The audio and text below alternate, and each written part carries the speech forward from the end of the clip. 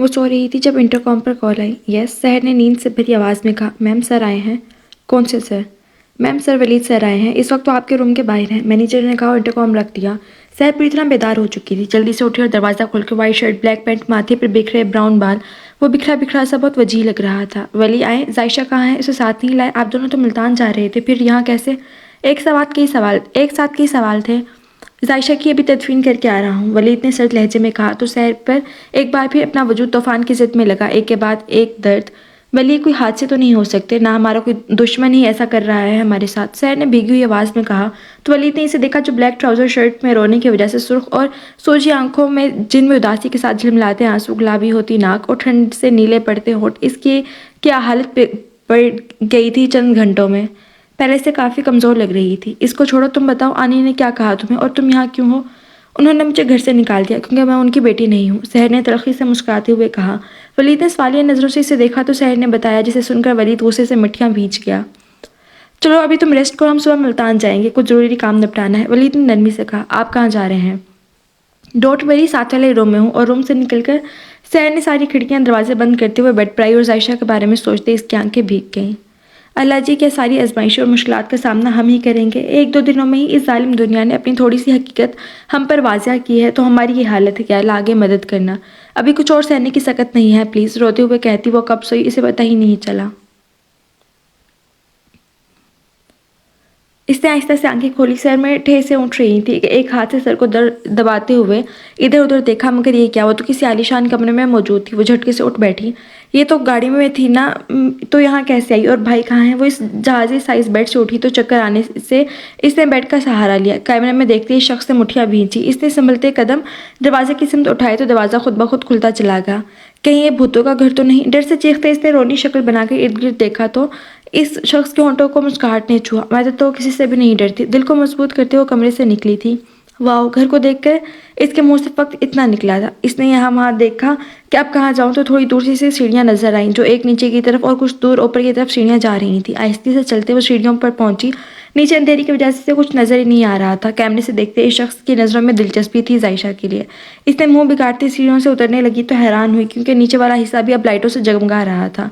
वो सीढ़ियाँ उतरी कि इसके ऊपर फूलों की बरसात होने लगी। वो खिलखिलाती गोल गोल घूमने लगी। फूल तो खत्म होने का नाम ही नहीं ले रहे थे। इस शख्स के होंठ भी मुस्कुराहट में ढले। और फूल रख भी जाओ, अब बाद में यहीं से कंटिन्यू करेंगे, ओके?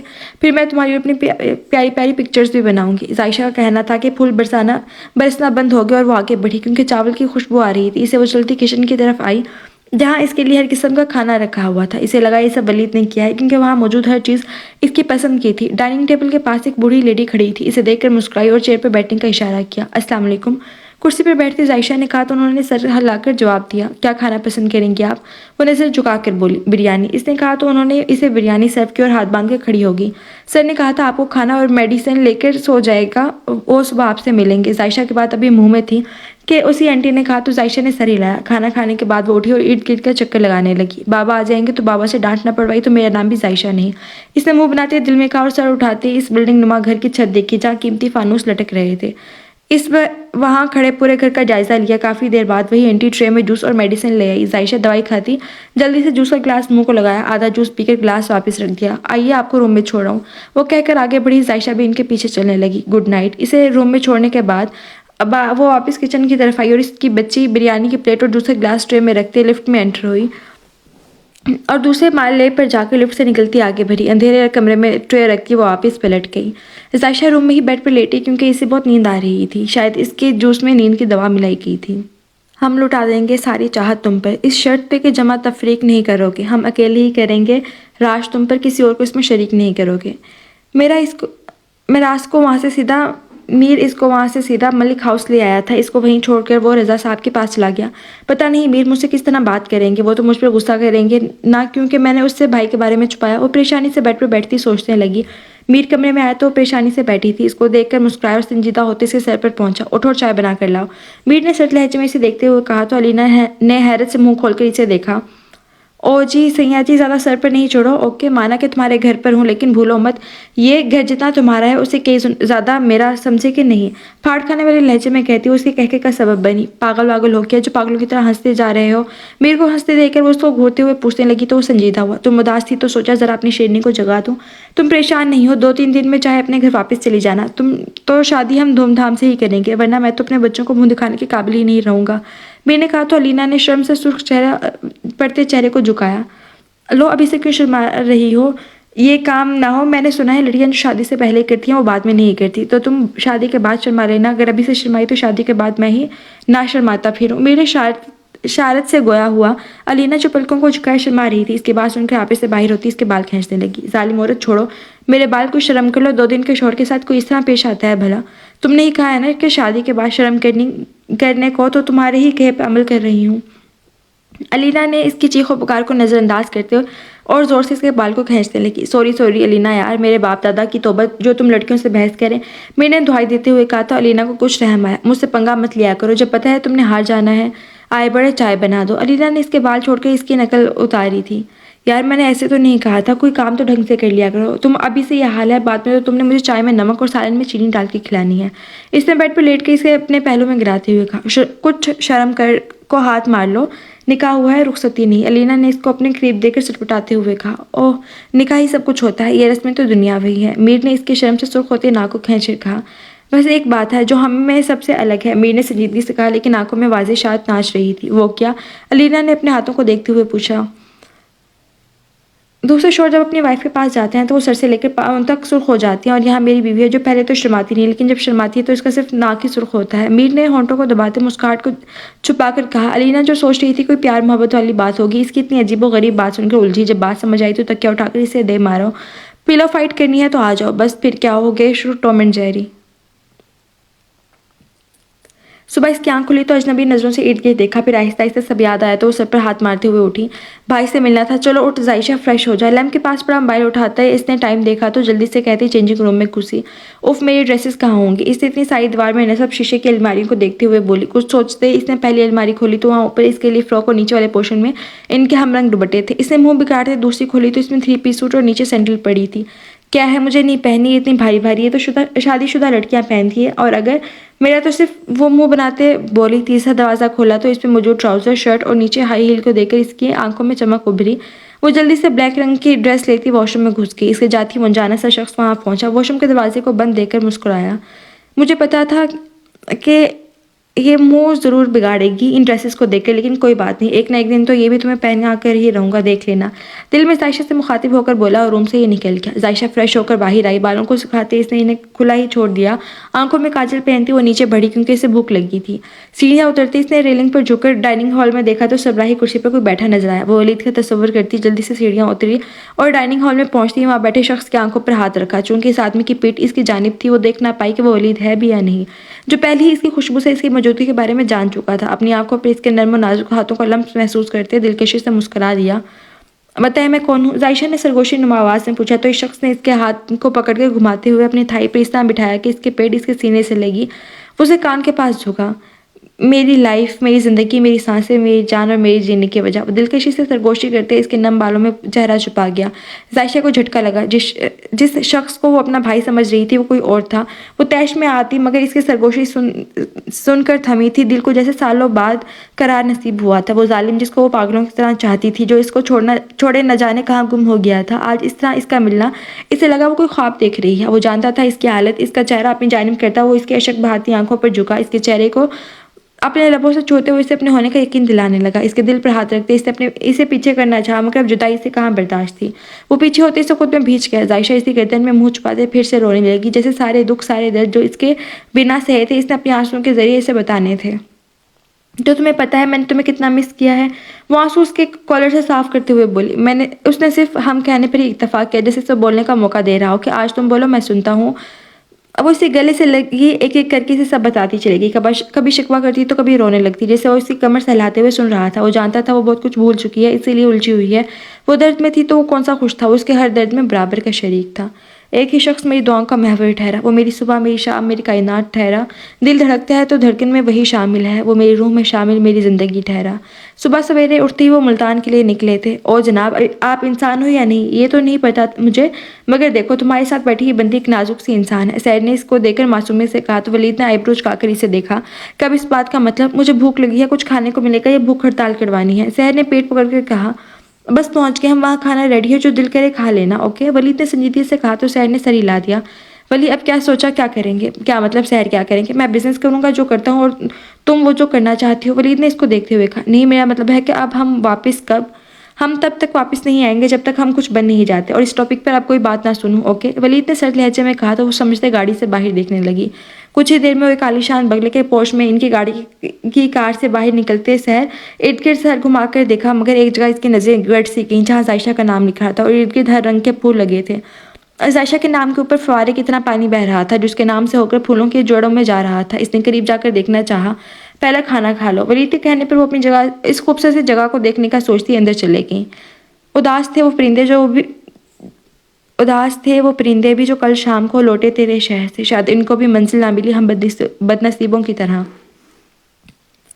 زین کو جیسے ہی پتہ چلا کہ عائشہ اب اس دنیا میں نہیں رہی، اس عجیب سے احساس نے گھیر لیا تھا۔ میں تو اس کو مارنا نہیں چاہتا تھا، پھر مجھے کیوں ایسا محسوس ہو رہا ہے؟ میں نے اس کے ساتھ غلط کیا ہے، زین نے جھنجھلاتے ہوئے سوچا۔ زین شاہ کچھ غلط نہیں کر سکتا، اس نے مجھے مجبور کیا تھا، ورنہ مجھے تو وہ اچھی لگی تھی، میں اسے درد تو نہیں دینا چاہتا تھا، پھر کیسے مجھ سے یہ سب ہو گیا؟ میں نے اسے اپنی محبت، وہ ٹھٹکا اپنے لفظ پر محبت، کیا اس نے محبت تھی عائشہ سے؟ اگر تھی تو اس نے کیوں اسے درد دیا؟ اس کے ماں باپ اسے چھین کر اسے سب سے بڑا درد دے دیا، لیکن میں نے نہیں کیا یہ اس نے کہا تھا۔ اس نے میرے غصے کا فائدہ اٹھایا، اس کو میں چھوڑوں گا نہیں۔ اس کو وہ لمحہ یاد آیا جب وہ غصے سے کالج سے باہر نکلا تھا، پیچھے کوئی بھی تھا جو اس کو بھڑکانے آیا تھا۔ کنٹرول زین، وہ نہیں جانتی تجھے، بس اس نے غلطی سے مار دیا۔ کنٹرول، وہ خود کو باور کروانے لگا، کیا تمہیں اپنی عزت کی پرواہ نہیں ہے؟ اس نے تمہیں سب کے سامنے تھپڑ جڑ دیا اور تم بغیرتوں کی طرح منہ چھپا کر یہاں آ گئے، کیسے مرد ہو تم؟ ہاں، پوری یونیورسٹی تم پر ہنس رہی ہے کہ ایک لڑکی نے تمہیں زین شاہ کو تھپڑ مار دیا اور تم کہہ رہی ہو کہ وہ نہیں ہے۔ وہ شخص اس کے غصے کو بڑھاوا دیتے بولا تو زین نے غصے سے مڑ کر اس کو دیکھا تو حیران رہ گیا۔ تم؟ ہاں میں۔ تم اپنی بے عزتی کا بدلہ لو، اپنے ماں باپ سے بہت محبت کرتی ہے اور آگے تم سمجھدار ہو، آئلہ خان نے زہر خند لہجے میں کہا اور وہاں سے چل دی۔ زین نے تو جذبات میں آ کر اس کے ماں باپ کو مروایا تھا، مگر ماسٹر مائنڈ تو آئلہ خان تھی۔ اس نے زین کو ایک مہرے کی طرح استعمال کیا تھا۔ وہ طیش میں شاہ حویلی سے نکلا۔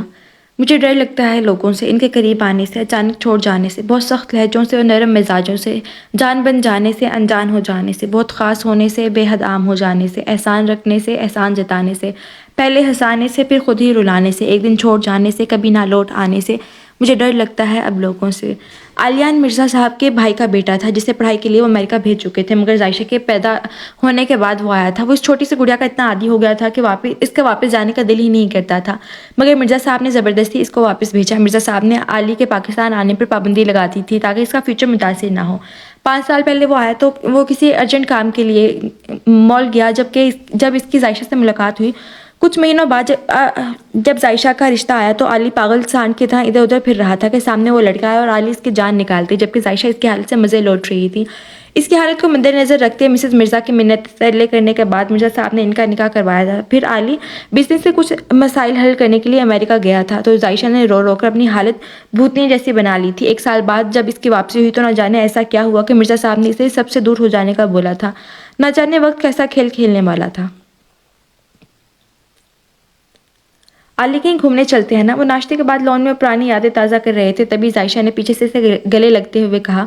علی نے اس کے ہاتھ اپنے سینے پہ محسوس کرتے ٹھنڈی سانس خارج کی اور اس کے ہاتھ پکڑتے اس کے اپنے پاس کیا۔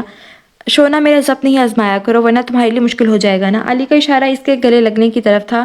عائشہ نے ناسمجھی سے اسے دیکھا۔ کچھ نہیں، اسے گرد حصار باندھتے وہ مسکرا کر بولا تو عائشہ نے اس کی آنکھوں کو چھوا۔ تمہیں پتہ ہے مجھے تمہاری آنکھیں بہت پسند ہیں۔ جانتا ہوں، وہ اس کو دیکھتے ہوئے بولا۔ کیسے؟ میں نے تو کبھی نہیں بتایا۔ پھر اس نے سوالی نظروں سے اسے دیکھا۔ کیونکہ آنکھیں دل کا منظر پیش کرتی ہیں اور تم میرے دل کی ملکہ ہو، کہتے وہ جھکا اور اچانک ہی اس کے لبوں پر جسارت کرتے وہ پیچھے ہوا۔ چند سیکنڈ کا کھیل تھا۔ عائشہ نے حیرانگی سے اسے آنکھیں وا کیے دیکھا اور شرم سے سرخ ہوتی اس کے پاؤں پر پاؤں رکھتی اس کی گردن میں منہ چھپا گئی۔ علی نے کہکا لگایا تو عائشہ نے اسے بازو پر مکہ مارا جبکہ ہونٹوں پر شرمیلی سی مسکراہٹ تھی۔ علی، ایک بات بتاؤ، تم جب گئے تو ایک بار بھی تمہیں میری یاد نہ آئی؟ ویسے تو بڑے دھڑلے سے کہا تھا عائشہ میری ہے، کسی کی نہیں ہو سکتی۔ ہاں، وہ بھاری آواز کرتی بولی اور اس سے دور ہٹی۔ وہ پاس لگے جھولے پہ بیٹھی۔ علی نے سرد نظروں سے اس کا دور ہونا دیکھا۔ اس کو کمر سے پکڑ کر اپنے ساتھ لگاتے وہ اندر کی طرف بڑھا۔ مجھے جھولے لینے ہیں، چھوڑو، عائشہ نے اسے گرفت میں مچلتے ہوئے کہا۔ زیش میری جان مجھ سے دور ہو کر تم کیوں خود کو اذیت میں دھکیلنا چاہتی ہو؟ ہاں، وہ گرفت مضبوط کرتے بولا تو عائشہ بالکل اس کے ساتھ آ لگی۔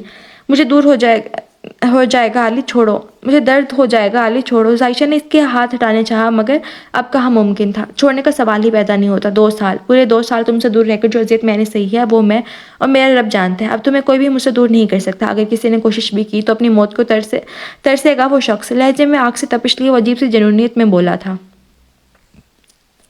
اس سے سخت ترین ہوتی گرفت اور اس کی جنونی سرگوشیوں کو سنتے وہ ڈر سے کانپنے لگی تھی۔ آئی ایم سوری زیش، ٹھیک ہو نا تم؟ سوری شونا، عائشہ کا کامتا محسوس کرتے ہوئے علی نے اس کو اپنے مضبوط بازو میں اٹھایا اور اندر کی طرف بڑھا۔ اس نے خود کو ڈپٹا، کیا ضرورت تھی اس طرح بولنے کی؟ مگر اس اختیار میں ہی کہاں تھا، وہ اس کے معاملے میں شروع دن سے تو جنونی تھا۔ شاہ حویلی میں سب اپنے کاموں میں مصروف تھے۔ مہناز بیگم اور گڑیا شاہ کچن میں تھی۔ شاہین بیگم علینا کے بارے میں سوچ کر ہلکان ہو رہی تھی اور ساتھ زین کی فکر بھی لاحق تھی۔ اس کی اور میر کی لڑائی کے بعد وہ کہیں غائب سا ہو گیا تھا۔ شاہ بی بی کا غرور جو اب انہیں اپنے پوتے پر تھا ملیا میٹ ہوا تھا، وہ اپنے کمرے کی ہو کر رہ گئی تھی۔ اگر زین کسی کو برباد کیا تو اس کا خاندان بھی اسی غلطی کے زد میں آیا تھا۔ جہاں کہکے ہوتے تھے وہاں اب سکوت چھایا تھا، جیسے یہاں کوئی آبادی ہی نہ ہو۔ تیری قربت حلال ہے مجھ پر، تو میری عشقیہ نکاح میں ہے۔ علینا یار آپ بھی جاؤ، پھر تم نے چلے بھی جانا ہے۔ میر نے علینا کو آواز دی جو چینجنگ روم میں کب سے گھسی تھی اور اب نکلنے کا نام ہی نہیں لے رہی تھی۔ چونکہ آج علینا نے گھر واپس جانا تھا، تبھی میر نے یہ دن سیلیبریٹ کرنے کا سوچا اور فٹافٹ اس کے لیے شاپنگ مال سے ڈریس لیتا آیا تھا اور علینا کو پکڑاتے چینجنگ روم میں دھکیلا۔ میر خود بھی وائٹ شرٹ پر بلیک پینٹ کوٹ پہننے کوئی پرنس ہی لگ رہا تھا۔ یار تم، ابھی وہ کچھ کہتا کہ علینا ڈور کھولتے باہر آئی، وائٹ کلر کی باربی گاؤن میں ہلکے سے میک اپ کے ساتھ، بالوں کو اوپر جوڑے میں قید کیے، کچھ آوارہ لٹوں کو کرل کیے جو اس کے چہرے پر آتی اسے تنگ کر رہی تھی۔ آہستہ سے گاؤن اٹھاتے اسے قریب آئی۔ اس کو دیکھ کر میر کی زبان کو بریک لگی۔ یوں ندیدوں کی طرح مت دیکھو۔ اس کی ایکسرا کرتی نگاہوں کو دیکھ کر وہ مزید کنفیوز ہوئی تھی۔ کیوں جی، میری بیوی ہے، میری مرضی، جو مرضی کروں، تمہیں کیا آفت پڑی ہے؟ وہ اس کو پیار بھری نظروں سے دیکھتے بولا۔ وہ لگ ہی اتنی پیاری رہی تھی۔ پلیز میر، وہ ڈر رہی تھی اپنی قسمت سے جس نے اس کو خوشیاں تو دی تھی مگر ان خوشیوں کی عمر بس کچھ دن یا کچھ لمحوں کی ہوتی تھی۔ میں ہوں نا، کچھ نہیں ہوتا، بس ریلیکس ہو جاؤ۔ اس کی آنکھوں میں ڈر دیکھ کر اس کے قریب آتے اس کی آنکھوں میں دیکھتے بولا اور اس کی پیشانی پر لب رکھے جسے محسوس کر کے علینا نے سکون سے آنکھیں بند کی اور کئی لمحے گزر گئے۔ وہ آہستہ سے پیچھے ہٹا۔ آ جاؤ، کچھ دکھانا ہے۔ بابا ہوں گے؟ وہ گھر نہیں ہے، ڈونٹ وری۔ اس کی ناک کو کھینچتے ہوئے بولا تو علینا نے اس کو خفگی سے گھورتے اپنا ناک سہلایا۔ وہ اس کو لیے اپنے روم میں آیا۔ پھولوں کی خوشبو 400 پھیلی ہوئی تھی۔ روم میں لائٹ کو بجائے کینڈل سے جلایا گیا تھا جو ماحول کو اور رومانوی بنا رہا تھا۔ علینا نے گھبرا کر میر کو دیکھنا چاہا لیکن اسے کہیں نظر نہ آیا۔ میر کہاں ہیں آپ؟ وہ ارد گرد دیکھتے بولی۔ پسینے سے اس کی ہتھیلیاں نم ہو رہی تھیں۔ میر نے اس کے پیچھے آتے اس کے بالوں سے کلپ نکالا ہی تک اس کے سلکی براؤن بال لہرائے ہوئے نیچے آئے۔ علینا نے میر کو دیکھا جو آنکھوں میں محبت کا جہاں بسائے کھڑا تھا۔ اس نے شرم سے بھاری ہوتی پلکیں جھکائیں تو میر کے دل پہ بجلیاں سے گری۔ وہ ہاتھوں میں گلاب لیے اس کے سامنے گھٹنوں کے بل بیٹھا اور اس کے عشقانہ نظروں سے دیکھا۔ علینا نے ہلکی سی مسکراہٹ سے پھول لیے، حالانکہ یہاں رہنا اس کے لیے مشکل ہوتا جا رہا تھا۔ پتہ نہیں، اسے بہت شرم آ رہی تھی۔ تھینکس، وہ اس کی آنکھوں میں دیکھتے بولی اور ایک ہاتھ اس کی جانب بڑھایا تاکہ وہ اٹھ سکے۔ میر نے اس کا وہی ہاتھ پکڑتے اپنے واپس کھینچا اور اسی طرح بیٹھے اپنے گھٹنے پر بٹھا دیا۔ آئی لو یو، لہجے میں جذبات کی آنچ لیے اس نے بھاری سرگوشی کی تو علینا کی رہی سے ہی ہمت بھی ختم ہوئی۔ کچھ اس خوابناک سے ماحول اور اپنے عشق کی اپنے پاس موجودگی سے مدہوش کر رہی تھی۔ اسی گردن پر جھکا علینا کی جان لبوں پر آئی تھی۔ اس کی شدت پر وہ مچلی تھی۔ امیر نے سر اٹھا کر اسے دیکھا تھا۔ اوہ، تو یہاں یہ بےہودہ حرکتیں ہو رہی ہیں۔ اچانک ہی دروازہ کھلا اور کوئی لڑکی اندر داخل ہوئی اور علینا کو حقارت بھری نظروں سے گھورتے ہوئے بولی۔ میر اور علینا نے اس اچانک آنے والی مصیبت پر سنبھلے بھی نہ تھے۔ جب اس لڑکی کو دیکھتے علینا کو اپنی قسمت پر ایک بار پھر رونا آیا تھا۔ تم؟ میر نے خونخوار نظروں سے اسے دیکھا۔ مر چکا ہے دل مگر زندہ ہوں میں، زہر جیسی کچھ دوائیں چاہیے۔ پوچھتی ہیں آپ اچھے تو ہیں؟ جی میں اچھا ہوں، دعائیں چاہیے۔ زین گھر سے سیدھا آئلہ خان کے پاس آیا جو اپنے ناخنوں پر نیل پینٹ لگا رہی تھی۔ اسے دیکھ کر مسکرائی۔ ہاں جانی، کوئی کام ہے کیا؟ آئلہ خان نے کمینی سے مسکراہٹ چہرے پر سجاتے ہوئے پوچھا۔ تم غلیظ عورت، تم نے مجھ سے 2 قتل کروائے، تمہاری ہمت بھی کیسے ہوئی؟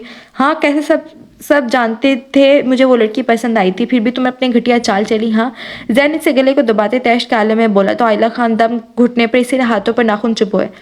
پیچھے ہو پاگل انسان، اس انسان مجھے مارو گے کیا؟ وہ روکتی ہوئی سانسوں سے بولی تو زین نے مزید گرفت بڑھائی۔ آئلہ خان کی آنکھیں باہر نکلنے لگی تھیں۔ 2 قتل تو کروا ہی لی ہیں تو تم نے، ایک تمہارا کر دوں گا تو کوئی خاص فرق نہیں پڑے گا۔ اس کی سانسیں رکتی دیکھ کر زین نے اسے زمین کی طرف دیکھا، دھکا دیتے حقارت سے کہا تو کھانسی ہوئی نیچے گری۔ تم 2 ٹکے کے انا پرست انسان، میں نے تمہاری منتیں نہیں کی تھی کہ مار ڈالو ان کو، تم نے اپنی مرضی سے سب کیا۔ بدلہ لینے کے لیے تم نے میری بہن کو مار دیا۔ اور میرے بارے میں الٹی سیدھے ہانکے جا رہے ہو۔ وہ مظلومیت سے بھرے لہجے میں بولی، جیسے ان سے بڑا کوئی مظلوم ہی نہ ہو۔ تمہیں شرم آنی چاہیے اسے بہن کہتے ہوئے بھی۔ تم تو آستین میں چھپا سانپ ہو جسے اپنی سگی بہن کو ہی ڈس لیا۔ میں نے جو کیا وہ غصے کی زد میں کیا، مگر میرے دماغ میں یہ خیال تو تم نے ہی ڈالا کہ اس کے ماں باپ کو مار دو۔ چلو ہو میں سانپ تو تم کیا ہو جس نے اپنی نئی نویلی محبت کی زندگی کو محض غصے میں آ کر جہنم بنا دیا، اور غصہ وہی غصہ تمہاری عقل کو کھا گیا لڑکے، ورنہ میں کہتی اور تم مان لیتے نہیں نا۔ تم نے خود کو بلکہ اس عائشہ کو بھی تم نے ہی برباد کیا۔ خیر تھینکس، ان کو مار کر تم نے میرا کام آسان کر دیا، اور اب نکلو میرے گھر سے، اپنے گھر جا کے یہ تماشا کرو۔ وہ تھوڑا تیز لہجے میں بولی اور واپس جھولے پر بیٹھی۔ زین ان کی طرف بڑھا مگر ان کے الفاظات نے اس کے پاؤں جکڑ لیا۔ اب اپنی عائشہ کو تو مار ہی چکے ہو، ارے تمہیں تو شرم سے ڈوب مرنا چاہیے۔ جس سے محبت کی بات کرتے تھے اسے خاندان کو تباہ و برباد کرنے والے بھی تم ہو۔ چلو میں نے نفرت کی آگ میں جلتے کیا، مگر تم نے محبت کو ہی بدنام کر ڈالا۔ انہوں نے گہرا وار کیا تھا زین پر۔ زین لڑکھڑایا، یہ سچ ہی تو تھا، کڑوا سچ، جس کے لیے وہ خود کو مر کر بھی معاف نہ کر پاتا۔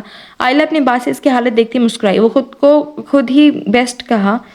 زین وہاں سے نکلا، اسے کسی چیز کا ہوش نہیں تھا، نہ بھی تو کبھی ٹوٹی غرور بھی تب ختم ہوا جب اس کی وجہ سے وہ زمینوں تلے جہاں سوئی تھی۔ اس کے کانوں میں بار بار عائلہ خان کے الفاظ اور عائشہ کا مدد مانگنا گھوم رہا تھا۔ پھر وہ سنسان سی سڑک پر گھٹنوں کے بل گرا تھا۔ کیوں کیا میں نے یہ کیوں کیا؟ میرا عشق ایک غصے کی زد میں فنا ہو گیا۔ لوگ عشق میں مر جاتے ہیں، میں نے اپنے عشق کو مار دیا۔ وہ کرب سے دھاڑا، اس کا دل کیا خود کو ہی ختم کر دے۔ جس کو وہ خوش دیکھنا چاہتا تھا اس کی زندگی، اس کی خوشیاں چھین لی، اور کچھ نہ ملا تو دوسروں کے ورغلانے پر اس کو جان سے ہی مار بیٹھا۔ کاش میں اس کی زندگی میں ہی نہ آتا۔ اپنے بالوں کو ہاتھوں میں جکڑے وہ چلایا۔ اس کی آواز میں قرب تھا، محبت کے بچھڑنے کی تڑپ تھی۔ اس کی آواز اندھیرے میں چار سو گونج رہی تھی۔ وہ رو رہا تھا، دوسروں کو رلانے والا اپنے گناہوں پر، اپنے کیے پر بلک رہا تھا۔ اس کی حالت قابل رحم تھی، لیکن وہاں کوئی موجود نہیں تھا جو اس پر ترس دکھاتا، کیونکہ رحم کرنے والا تو خدا ہے۔ وہاں موجود گھروں میں سے ایک گھر لائٹ جلی تھی۔ کھڑکی کھول کر دیکھا تو سڑک کے بیچوں بیچ کوئی رو رہا تھا۔ کیا ہوا جی؟ پیچھے سے کسی ضعیف عورت کی آواز ابھری۔ پہلی بار دیکھا ہے کسی کے ساتھ ظلم کر کے ظالم خود رو رہا ہے، تڑپ رہا ہے، ورنہ لوگوں کو اپنے کیے پر پچھتاوا بھی نہیں ہوتا یقیناً۔ پرنور چہرے پر فکر سجائے وہ زین کو بلکہ دے کر بولتے بولتے رکی۔ تو آپ جائیں اس کے پاس، اس کو سہارے کی ضرورت ہے۔ وہ خاتون ان کی فکر مندی دیکھے بولے بغیر نہ رہ سکی، تو وہ پر اسرار سا مسکرائے تھے۔ خدا جو کرتا ہے اچھے کے لیے کرتا ہے۔ دنیا میں آیا ہر شخص دنیا کو کوئی ستم ظرفی دے کر یا سہ کر ہی جاتا ہے، خدا جانے اس کے نصیب میں کیا لکھا ہے۔ بے شک ہر غم کے ساتھ خوشی اور ہر مشکل کے ساتھ آسانی بھی۔ انہوں نے آسمان کی طرف دیکھتے دھیمی لہجے میں کہا، تو وہ خاتون الجھی۔ وہ بابا ان کی الجھن دیکھ کر مسکرائے۔ ہر چیز اپنے وقت پر ہوتی ہے، اور یہ بھی آنے والا وقت ہی بتائے گا کہ کیا ہونے والا ہے، قسمت کیا کھیل کھیلنے والی ہے۔ اب مگر یہ تو طے ہے دنیا میں سب کے چہروں پر پیار محبت کا مکھوٹا چڑھا ہے۔ وہ ان کی الجھن دور کرتے کھڑکی کے پٹ بند کر گیا تھا۔ آپ نے جیسا کہا تھا میں نے ویسے ہی کیا۔ میرے پیسے کب ملیں گے مجھے؟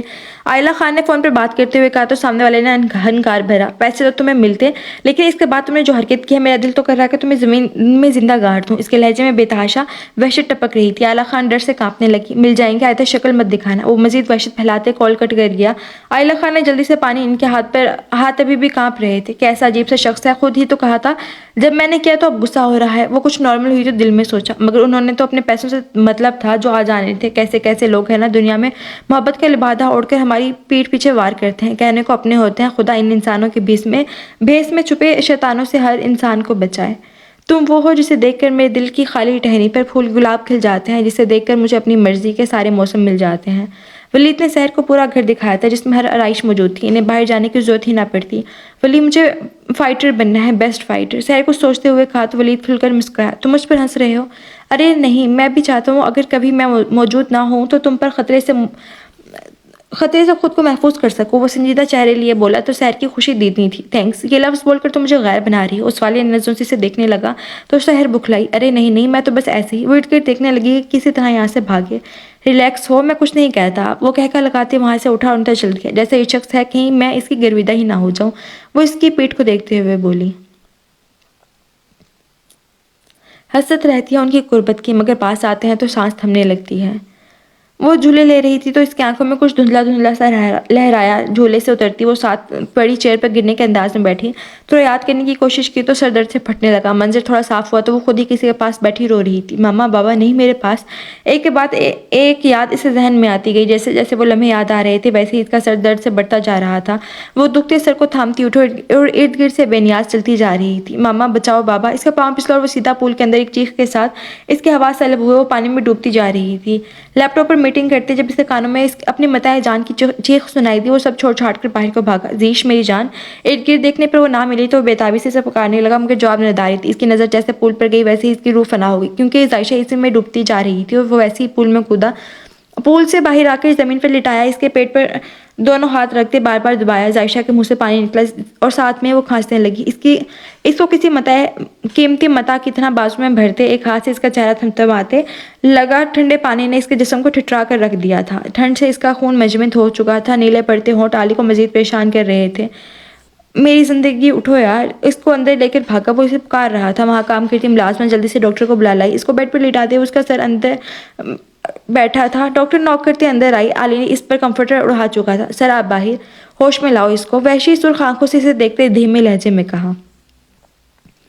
ڈریس، ڈاکٹر نے ڈرتے ہوئے جلدی سے کہا تو وہ روم سے باہر نکل گیا۔ اس کے ڈریس چینج کرتے اس کی رپورٹس جو علی ٹیبل پر رکھ کر گیا تھا پڑھنے لگا۔ اوہ! وہ افسوس سے اس کو دیکھنے لگی۔ اس کے بازو میں انجیکشن انجیکٹ کرتے وہ کچھ میڈیسن وہی ٹیبل پر رکھتی باہر کو بڑھی۔ سر ان کو سب یاد آ چکے ہیں، اس لیے وہ بے ہوشی کی حالت میں ہے، مزید ان کو حرارت کی ضرورت ہے، جتنا ہو سکے انہیں حرارت پہنچائے۔ ڈاکٹر کی بات سنتے وہ ملازمہ کو سوپ بنانے کا کہتا روم میں آیا۔ پردے صحیح کرتے اس نے ہیٹر جلایا اور اس کو دیکھنے لگا۔ اگر مجھے تمہیں حاصل نہ کرنا ہوتا تو میں یہ سب نہ کرتا، تم میری سانسوں کی ضرورت ہو جو ہر حال میں مجھے چاہیے۔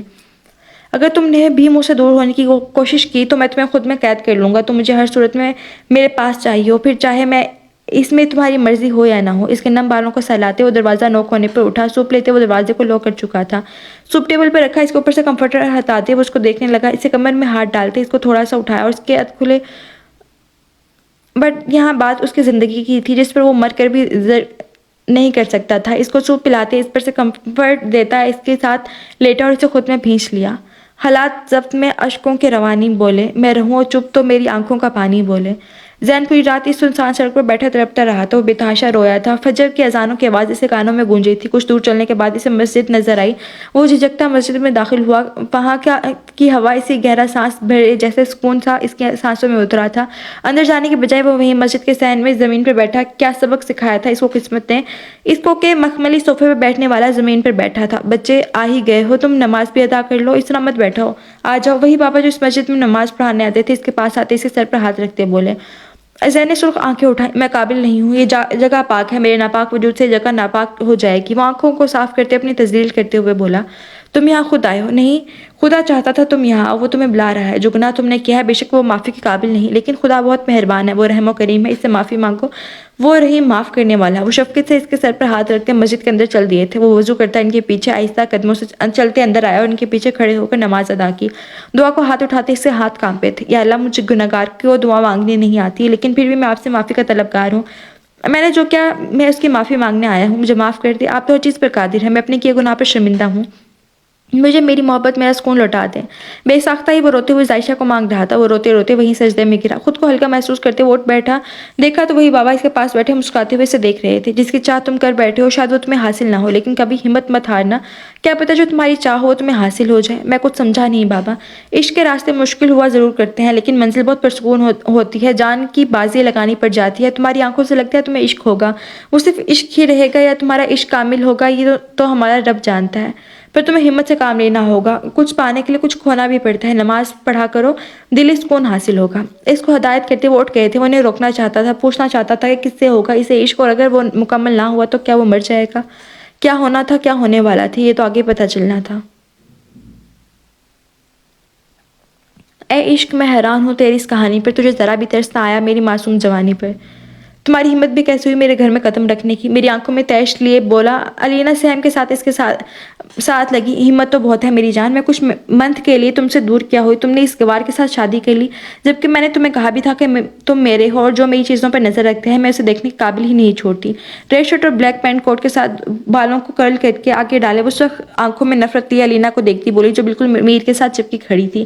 جو گزر گیا وہ ماضی تھا، اور علینا میرا آج اور کل ہے، مجھے اس سے محبت ہے اور تم دفع ہو جاؤ یہاں سے۔ میر غصے سے بولا تو علینا کی گرفت اس کے بازو پر ڈھیلی پڑی، وہ بے یقینی سے اس کو دیکھنے لگی، کیا اس کی زندگی میں مجھ سے پہلے بھی کوئی تھا؟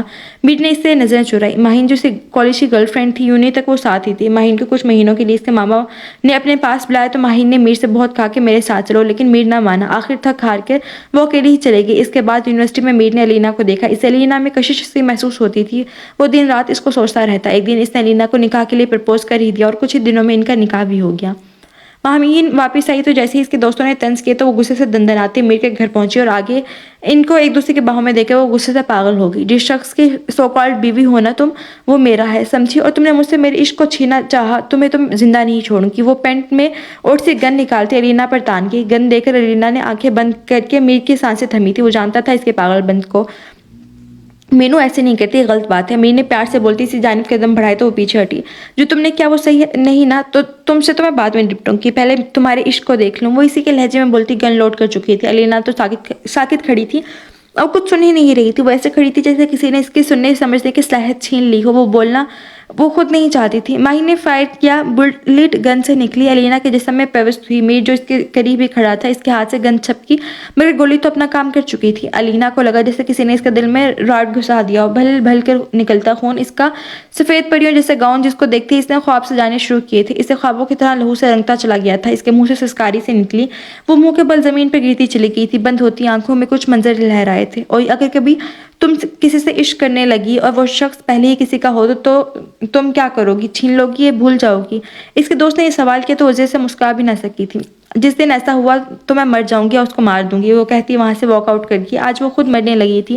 ایک آنسو اپنی ناقدری پر بہہ نکلا. اس کا یقین ٹوٹا, وہ خود ہی ٹوٹ گئی تھی. اپنے عشق کو کسی اور کے ساتھ تصور کر کے اس کا دل دھڑکنا چھوڑ چکا تھا. آنکھوں کی پتیاں ساکت ہوئی تھیں. میر بدحواس ہوتا گن پھینکتی اس کی جانب بھاگا. میر کو اسی طرف اتنی تڑپ لیے جاتا دیکھ کر وہ واپس سے باہر ہوئے گن اٹھائی. اس پر ایک فائر کرتی. میر کے منہ خون فوارے کی طرح نکلا. وہ وہیں الینا کے قریب ڈھیر سا گیا تھا.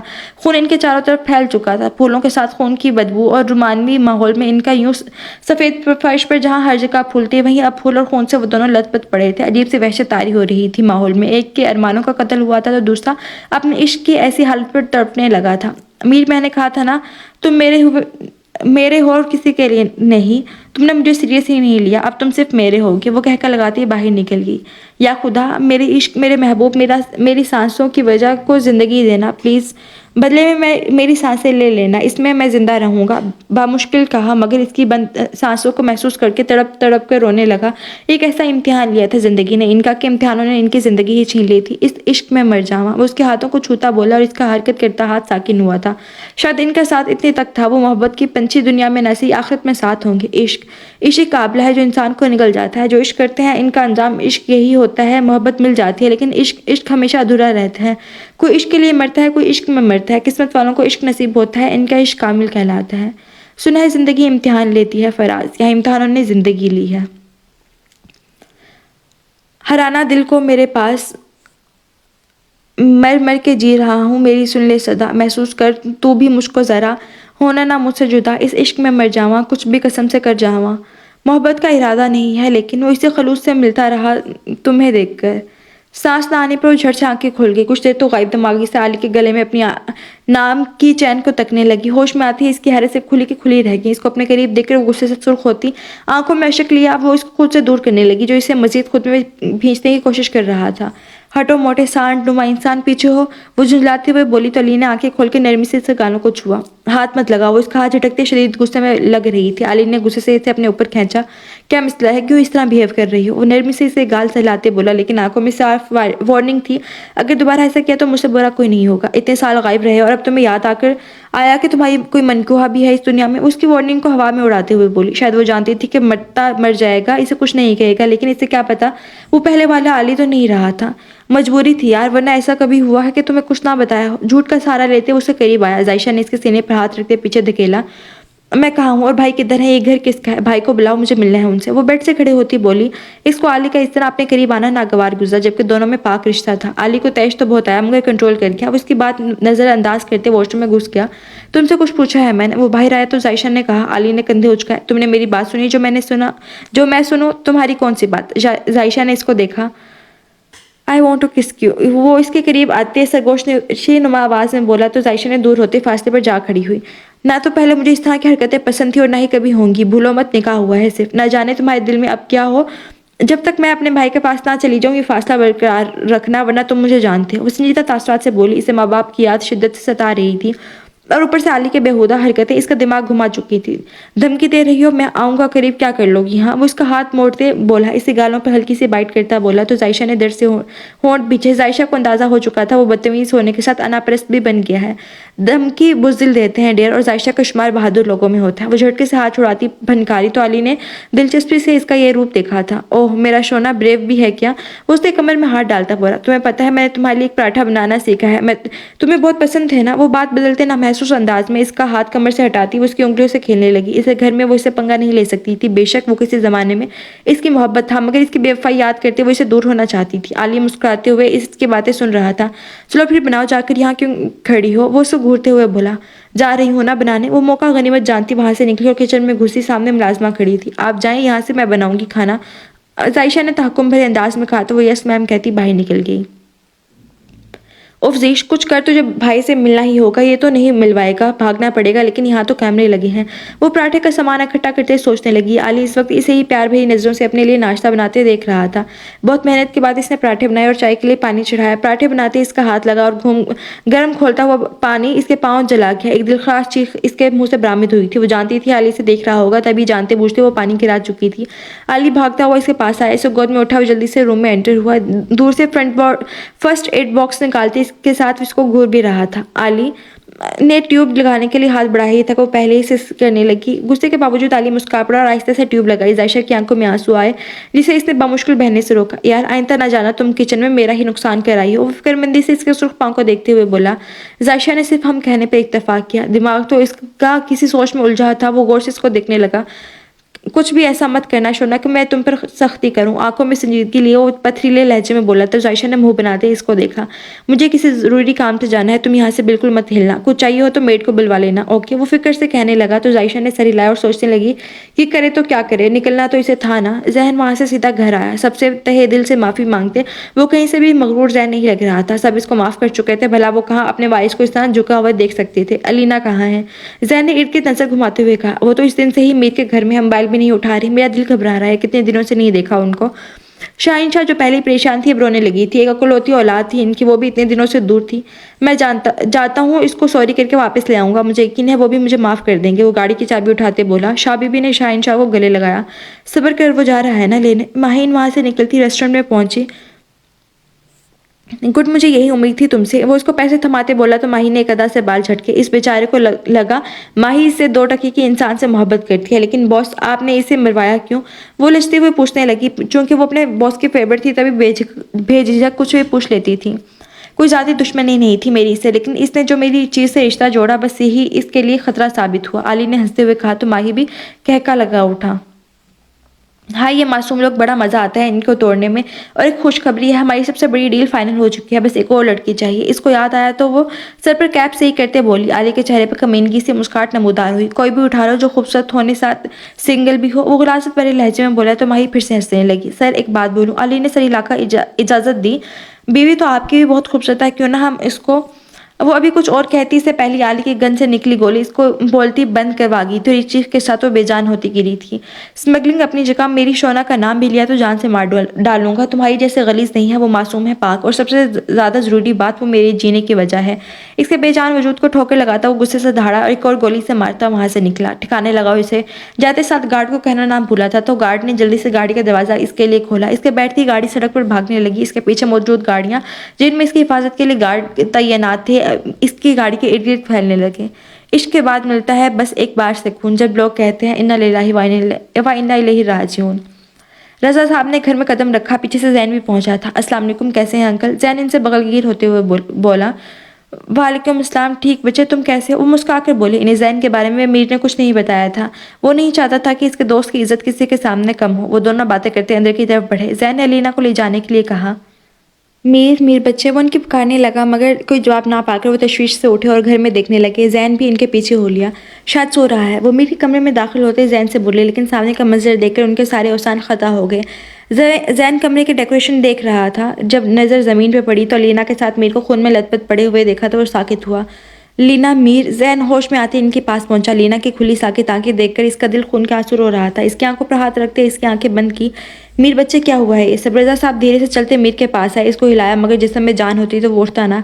यार ऐसा मजाक ना कर, देख तेरे यार को तेरी जरूरत है। जैन अलीना को बेड पर लिटाते नम आंखों से मीर के पास आते बोला। नजर जब इससे होते फर्श पे पड़ी, दिल मजबूत करते इसके पेट देखी, वहां लगी गोलियां देखी, इसका दिल कांपा। इसकी तो किसी से दुश्मनी भी ना थी, तो किसने मारा इसे? तो वो सबको हंसाने वाला अब खुद बेजान पड़ा था। जैन ने हवास बहाल रखते एम्बुलेंस को कॉल करने के बाद हाशिम शाह को कॉल करते यहाँ के हालात से आगाह किया था। रजा साहब एक अकलौते बेटे की इतनी दर्दनाक हालत देख के इनके दिल में दर्द उठा था और वो पीछे जा गिरे थे। जैन जो हाशिम शाह को तसल्ली दे रहा था, गिरने की आवाज़ से मुड़ा। इनको गिरे देखकर वो इनके दिल पर प्रेस करते एम्बुलेंस के आवाज़ से बाहर भागा था। इनको एम्बुलेंस पर डाले हॉस्पिटल ले गए थे। दूसरे एम्बुलेंस में मीर और अलीना की डेड बॉडी शाह हवेली की तरफ भेजते जैन ने आसमान की तरफ देखा था। मेरी की सज़ा मेरे घर वालों को मिल रही है। अजियत से आंखें मूंदते वो आंसू अपने अंदर उतारने और शाह हवेली की तरफ जाने लगा। हाशिम शाह हॉस्पिटल पहुंचे तो डॉक्टर ऑपरेशन थिएटर में रजा साहब का चेकअप कर रहा था। या खुदा मेरे यार को सब्र देना। डॉक्टर बाहर आए तो वो इनसे रजा साहब के बारे में दरियाफ्त करने लगे। देखिए उनको हार्ट अटैक हुआ है, इनकी हालत काफ़ी नाजुक है, आप दुआ करें इनके लिए। डॉक्टर ने प्रोफेशनल अंदाज में कहा और चल दी। हाशिम शाह ने शिद्दत से अपने जिगरी यार के लिए दुआ गो थे। एम्बुलेंस का सायरन सुनकर सब लाउंज में आए थे।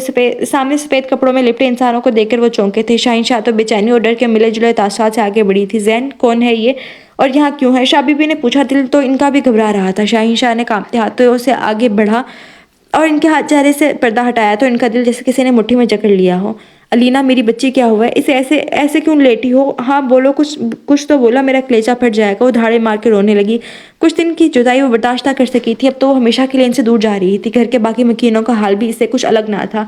शाह बीबी भी अपनी नातन की ऐसी हालत पर तड़प रही थी। मीर कहाँ है? वो ले गया था ना मेरी बेटी को, मुझे मेरी बेटी ला कर दो। वो चीख कर इसको पुकार रही थी, लेकिन जाने वाले चले ही जाते हैं। जैन ने अलीना के पास आते इसके चेहरे को छुआ।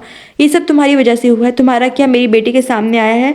तुम हो इसके कातिल, दफा हो जाओ यहाँ से मेरी नज़रों के सामने से। इसके हाथ झटकती शाहीन शाह नफरत भरे नज़रों से इसके देखते हुए चीखी थी। कुछ औरतें अफसोस के लिए आई। इसको रोने पर एक बुजुर्ग खातून ने इनके करीब होते कहने लगी, सब्र करो बीबी जी, इनकी ज़िंदगी इतनी ही थी। आप लोगों को इस तरह टूटे देखकर इसको सोचो इसको कितनी तकलीफ हो रही होगी। वो सुन रही होगी आपको, लेकिन आप लोगों को चुप नहीं करवा सकती। आपको इस तरह लड़ते देखकर इसकी रूह तड़प रही होगी। ऐसे ना करो बीबी। जब इसके आने पर खुशियां मनाई थी तो इसके जाने पर इस तरह दोस्तों पर इल्ज़ाम तराशी मत करो। अल्लाह की चीज़ थी, उन्होंने ले ली। रो लो, लेकिन चार दीवारी के बाहर आवाज़ ना जाए। जो इन जहान बच्चों की मौत को दुख है, मुश्किल है सब्र करना, मगर अल्लाह सब्र करने वालों को पसंद करता है। इनके कहने पर शाहीन शाह थमी थी। वो उनके सर पर हाथ फेरती सब्र की तलकीन कहती बाहर को बढ़ी थी। हाशिम शाह रजा साहब के वो व्हील चेयर पर अंदर लाए। सबने नम नज़रों से इनको देखा, जिनकी नज़र अपने बेटे और बहू जैसी बेटी को तक रही थी। इनके पास जाते इनकी आंखों से आंसू रवाते। जितना मर्जी मजबूत मर्द हो, औलाद का दुख इंसान को तोड़ कर रख देता है। वो उसको चेहरे को चूमने लगे, चाहे वो इनको तंग करता था, बेइंतहा तंग करता था, मगर सबसे ज़्यादा इनकी परवाह भी वही करता था। कहने को पागल था, लेकिन ये जब समझाने पर आता तो लोग इसकी बातों पर हैरान रह जाते थे। इनका मानना था अपना बेटा। कुछ औरतें अलीना के पास आई और कुछ आदमी मीर रजा को वहाँ से ले गए। शाहीन शाह और रजा साहब जो जवान औलाद के दुख पर टूट से गए थे, कफन में लिपटे इनको मैयतों के सामने रखा। शाहीन शाह ने इनके चेहरे को देखा। इतना नूर था, इतना सुकून था इनके चेहरे पर। वो नम आंखों से साफ कर गई जो बार बार भीग रहे थे। बाबा इनको ले जाना है। जैन ने रजा साहब को कहा तो इसको गले लगा गए। मेरे बेटे हो ना तुम, अपने भाई के कातिल को मेरे सामने लाना। मैं बदला नहीं चाहता, इंसाफ करने वाला खुदा है। मगर मैं पूछूंगा इससे क्या कसूर था मेरे बेटे का, क्या बिगाड़ा था मेरे बेटे ने? वो जैन को गले से लगाते हुए बोला, मेरा वादा है इस इंसान को नहीं छोड़ूंगा। आप उठें यहाँ से, चलें, खुद को संभालें, वरना कातिल से कैसे निपटेंगे। जैन ने पुख्ता इरादा कर लिया था अपने जिगर के कत्ल का ढूंढ कर तड़पाने का, कि वो मौत मांगे तो इसके नसीब में भी ना हो। जो हम तुम पर जान देते हैं, इश्क है जिसको हम मान देते हैं। एक लाओ तो कोई हम जैसा, हम तुमको सारा जहान देते हैं। सहर ने वलीद के साथ बिजनेस करना शुरू कर दिया था और मार्शल आर्ट्स की ट्रेनिंग्स भी वलीद ने इसे सिखाई थी। अभी भी वो वलीद के साथ एक मीटिंग अटेंड करने के लिए एक रेनोवेट रेस्टोरेंट में मौजूद थी। मौसम में काफ़ी खुशगवार था। पता नहीं कब ख़त्म हो गए ये सब भाई। ऐसे दिलकश, दिल छू लेने वाले मौसम में कौन काम करता है कमबख्त। वो मुंह बनाते सोचने लगी। वलीद एक नज़र इसको देखा जो मुंह बनाते क्लाइंट्स को घूरे जा रही थी, जैसे नज़रों से ही गेट आउट कह रही हो। इसने मुस्कुराहट रोकते वापस से क्लाइंट्स में मसरूफ़ हो गया। ابے گنجے نکل ہوئے اندھے ہے کیا؟ اتنے پیارے موسم میں ہمیں یہاں باندھ کر رکھا ہے، کمینہ ٹکلا۔ اس کی ٹینٹ کو دیکھتے ہوئے اسے کالیوں سے نواز رہی تھی۔ گنجے کیا جانے موسم کا مزہ۔ وہ باہر آسمان کو دیکھتے سوچنے لگی، چلے پھر ملاقات ہوتی ہے۔ اس گنجے کے ساتھ بیٹھی لڑکی نے ولید کی طرف ہاتھ بڑھایا تو سحر نے مسکراتے ہوئے اپنا ہاتھ دیا۔ ولید نے آئی بروز جھکا کر سحر کو دیکھا۔ وہ لڑکی بھی منہ بناتی چلے گئی۔ کیا کہہ رہی تھی ان لوگوں کو تم؟ ہے میں کیا کہوں گی؟ میری شکل دیکھ کر لگتا ہے کہ میں اس گنجے کو کچھ کہہ سکتی ہوں۔ وہ معصومیت سے آنکھیں پٹپٹاتے ہوئے بولی۔ ولید نے اس کی آنکھوں میں شاید ناشتی دیکھی، اس کو گھورا۔ جانتی ہو جتنی تم معصوم ہو، معصومیت سے زیادہ تم ایکٹنگ کرتی ہو۔ دیکھا تمہیں بھی لگتا ہے نا میں اچھی ایکٹنگ کر لیتی ہوں۔ پہلی بات کو نظر انداز کرتے وہ پرجوش ہوتی چہکی، ہاں میں ایکٹنگ کے ساتھ ایک لفظ کہنا بھول گیا تھا۔ ولید نے مصنوعی افسوس سے کہا، کوئی بات نہیں، تم میری کھل کر تعریف کرو۔ وہ احسان کرنے والے انداز میں بولی، تم ایکٹنگ بھی بہت اچھی کرتی ہو۔ Sorry flop acting. وہ مسکراہٹ دبا کر اس کو دیکھتے ہوئے بولا، تھینک یو سو مچ۔ سحر جو آنکھیں موند کر اپنی تعریف سننے کے لیے بےتاب تھی جلدی سے بول گئی۔ اس کے لفظوں پر غور کرتے وہ آنکھیں کھولتے خونخوار نظروں سے اسے دیکھنے لگی۔ نو تھینکس، یہ تعریف تو میں فری میں کر دیتا۔ وہ کہکا لگاتے بولا۔ سحر نے ارد گرد دیکھا، کچھ خاص نظر نہ آیا تو بہت سارے ٹیشو اٹھاتے اس کو دیکھا جو سر پیچھے گرائے کہکا لگا رہا تھا۔ ٹیشو اس کے منہ میں ٹھوستے وہ وہاں سے بھاگنے والے انداز میں کھسکی۔ سحر کے بچے تم لوگوں میرا ہاتھ۔ منہ سے ٹیشو نکالتے وہیں سے چیخا تو ارد گرد کے لوگوں نے اسے ایسے دیکھا جیسے کوئی پاگل ہو، سب کو اپنی طرف متوجہ پاتے ولید نے سر کھجایا اور کھسیانی ہنستا ہنستا سحر کے پیچھے ہو لیا۔ علی گھر آتے سیدھا ذائشہ کے روم آیا جہاں وہ اس وقت پیٹ پوجا کر رہی تھی۔ اس کو دیکھتے اس کی نس نس میں جیسے سکون سا چھا گیا۔ ذائشہ کھانے میں اتنی مگن تھی کہ اسے علی کے آنے کا پتہ ہی نہیں چلا۔ اتنی مصروفیات اچھی نہیں ہوتی شونا کہ اپنے شوہر کو ٹائم ہی نہ دے سکو۔ وہ ٹیشو سے ہونٹ صاف کرتا بولا جن پر پیزا کھانے کی وجہ سے چیز لگی ہوئی تھی۔ اس کے اس طرح کرنے پر ذائشہ نے حیرانگی سے اسے دیکھا اور غصے سے اس کے ہاتھ پیچھے جھٹکا۔ تمیز کر لو یار، اگر میں تمہارا ہاتھ کھا جاتی پھر؟ علی کے غصے میں آتے دیکھ کر وہ منہ بگاڑتے ہوئے بولی، کوئی بات نہیں، میں تو اپنے شونا کا ہوں، چاہے تم مجھے پورا کھا جاؤ۔ علی نے آنکھ بند کرتے ہوئے کہا تو ذائشہ نے متی جیسی ایکٹنگ کی، چھوڑو بکواس باتوں کو، یہ بتاؤ اس دن بابا نے تمہیں گھر سے جانے کا کیوں کہا، اور یہ بھی کہ مجھے چھوڑ دو؟ ذائشہ نے سوالیہ انداز میں پوچھا تو علی پل کو گڑبڑایا۔ اب کیا بتاتا کہ اس کا باپ اس کے کام کے بارے میں جان چکا تھا؟ بتاؤ بھی۔ اس کو خیالوں میں کھوئے دیکھ کر ذائشہ نے اس کو جھنجھوڑتے ہوئے کہا تو اس کو دیکھنے لگا، پتہ نہیں بوجھ لگنے لگا ہوگا تبھی ایسا کہا۔ وہ تھوڑا سرد لہجے میں بولا تو ذائشہ کا ماتھا ٹنکا، فالتو نہ بولو، میرے ساتھ ایسا کچھ نہیں تھا، کوئی اور بات تھی جو تم بتا نہیں رہے مجھے۔ وہ غصے سے بولی، ویسے اتنی پاگل ہو نہیں جتنی لگتی ہو۔ علی نے بات چینج کرنے کے لیے اسے چھیڑا تو ذائشہ محسوس کر چکی تھی تم پہ گئی ہو نا اس لیے۔ وہ دانت دکھاتے ہوئے بولی تو علی بھی ہنس گیا، تم کیا جانو، ہم نے بھی عشق میں کمال کر رکھا ہے، تم تصور کی بات کرتے ہو، ہم نے اسے روم میں بسا رکھا ہے، ہم سے نہیں لگائی جاتی تصویریں دیواروں پر، ہم نے اسے پلکوں پر سجا رکھا ہے۔ شاہ ولی موہ سا سکوت چھایا تھا۔ شاہین شاہ کافی حد تک نارمل ہو چکی تھی لیکن وہ تھی تو ایک ماں ہی نا۔ جب الینا کو یاد کرتے آنسو نکل آتے۔ رضا صاحب کی حالت بھی ان سے مختلف نہ تھی۔ زین اس وقت میر کے گھر میں موجود CCTV کیمراز میں اس نے ماہین کو گھر آتے دیکھا تھا۔ واپسی پر اس کے ہاتھ میں گن دے کر زین نے اس کا فون ٹریس کیا تھا جس کی لاسٹ لوکیشن ایک ریسٹورنٹ میں شو ہوئی تھی۔ وہ جیپ میں وہاں پہنچا تو اس کو لاک لگا ہوا تھا، حالانکہ ابھی صرف 5 بجے تھے۔ کچھ تو ہے۔ وہ منہ پر رومال باندھتے کھڑکی سے اندر گھسا، شاید کسی نے غلطی سے کھلی چھوڑی ہو۔ وہ آگے بڑھا مگر وہاں پڑے خون کو دیکھ کر چونکا۔ تھوڑا ہی دور کسی لڑکی کی لاش پڑی تھی۔ وہ تھوڑا ہی قریب ہوا، غور کرنے میں پتہ چلا کہ یہ ماہین ہے جس نے اس کے جگر اور بہن کی جان لی تھی۔ تو یہ معاملہ ہے، مگر اس کو کس نے مارا؟ کیا اس کو کسی نے خریدا تھا؟ مگر کون تھا وہ ریلیکس ہوتے سوچنے لگا۔ ارد گرد دیکھا تو شاید کوئی پروف مل جائے مگر سوائے خون کے کچھ نہ ملا۔ کیا کروں، کیسے پتہ کروں کون ہے ہمارا دشمن؟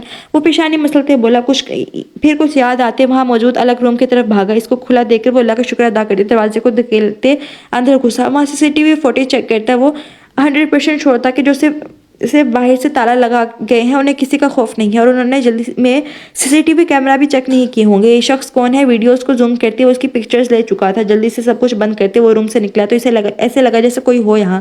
وہ چھپتے چھپاتے آگے بڑھا تو کچھ آوازیں اس کی سماعت ہوئیں۔ یار خود اتنا مارنے کا شوق ہے تو خود مارے اور خود ہی ان کی لاشوں کو ٹھکانے لگائے۔ وہ آدمی ذرا غصے میں لگ رہا تھا۔ اوئے چپ کر، اگر کسی نے سن لیا تو لالے پڑ جائیں گے۔ وہ پہلے کو چپ کر آتا ہوا بولا، ویسے باس کا جواب نہیں، کیا گیم کھیلتے ہیں کہ سامنے والے کو پتہ ہی نہیں چلتا کہ مرڈر وہ کر رہا ہے یا ہمارے باس؟ تیسرے نے تعریفانہ انداز میں کہا۔ زین نے غور سے ان کی باتیں سنی۔ تمہیں بڑا پتہ ہے؟ پہلے والا شاید کچھ زیادہ ہی غصے میں تھا۔ پتہ نہیں، ساری فلم دیکھی ہے میں نے، یہ رہی پن ڈرائیو، وہ دکھاتے ہوئے مغرورانہ انداز میں بولا۔ دیکھا نا ذرا ادھر۔ وہ دونوں اسے لینے کی کوشش کرنے لگے۔ پہلے والا کا ہاتھ اور پن ڈرائیو زین کے پاؤں میں آ گرا۔ جھک کر اسے اٹھایا اور جیسے آیا تھا ویسے ہی نکلتا چلا گیا۔ کمینوں، اب ڈھونڈو کہاں گئی، کس کے ہاتھ لگی تو سر نے جان لے لینی ہے۔ وہ غصہ کرتے ادھر ادھر ڈھونڈنے لگے مگر وہاں ہوتی تو ملتی۔ چل پریشان نہ ہو، صبح روشنی میں دیکھ لیں گے، یہی ہوگی، پہلے والے نے جان چھڑانے والے انداز میں کہا اور ان کو لیتا باہر نکل گیا۔ جو فنا ہو جاؤں تیری چاہت میں تو غرور مت کرنا، یہ اثر نہیں تیرے عشق کا، میری دیوانگی کا ہنر ہے۔